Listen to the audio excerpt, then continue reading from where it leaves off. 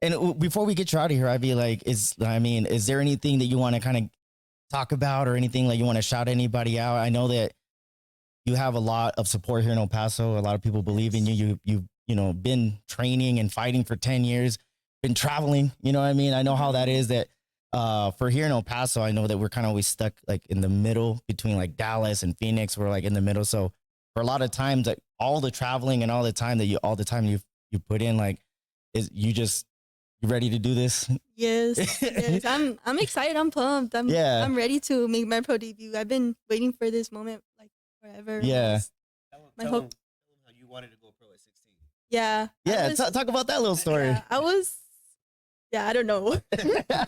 What made you think that? Like, I got this. Like, let's get it. I don't know. Ever since I saw that I was like winning nationals and stuff, so I was like, I could do this. Like, yeah, I could make my pro debut. But yeah, I've been waiting to go pro. So when I heard that you could go pro in Mexico, I was like, oh, I'll do it at 16. I'll go pro at 16. Yeah. And yeah. But what's and now that I kind of get to know you a little bit and the other people too, like, what do people like think of you? Like, what the hell? I mean, he's like boxing. Like, what the hell? Like, you seem like a sweet young lady. You know what I mean? I don't know you, and I'm getting to know you now. But like, when somebody says like, "Hey, this girl fights," and she has like over 100 fights. You know what I mean? Just what is kind of like a reaction of person when they find out that you're making a pro debut? No, yeah, like well, I'm still in school, so I'm a senior. But so when I tell my teachers and my friends that I'm fighting, they're like, "You're a boxer? There's no way you're a boxer." Dude, that is wild. They're class of 2020. Right? Dang. Yeah. Yeah.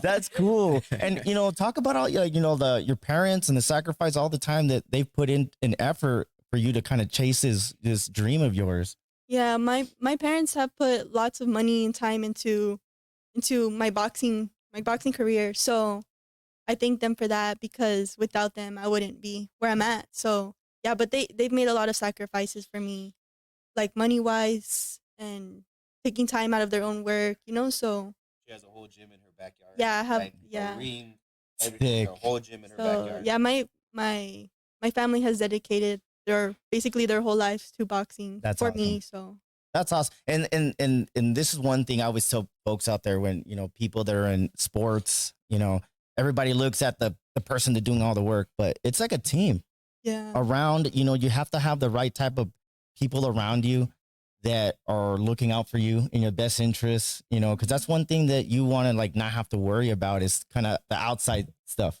because that's one thing that I've learned being around fighters is, man, you can easily get distracted and, based on what you got going outside the ring, getting in trouble or not doing what you're supposed to do. And, so the fact that you talked about that, I love hearing that, because I mean, a lot of parents and coaches and stuff don't ever get that, that much, that like, damn, this person's putting a lot of time too on her, and their parents, and the support. Yeah, it's there.